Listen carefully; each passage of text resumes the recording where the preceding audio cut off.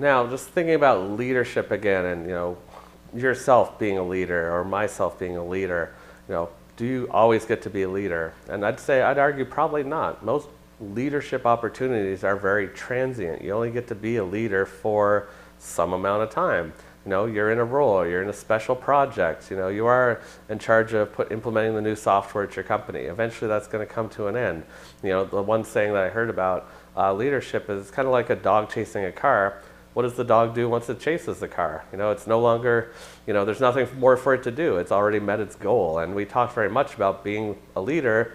Part of that was having a goal and having followers and being able to lead them to that goal. So what happens when you reach the goal? So it doesn't necessarily make you not a leader anymore, not have those qualities in you, but just recognize the fact that being a leader probably will mean you'll have situations where you can be a leader, and then those situations will end and your next opportunity will have to arise.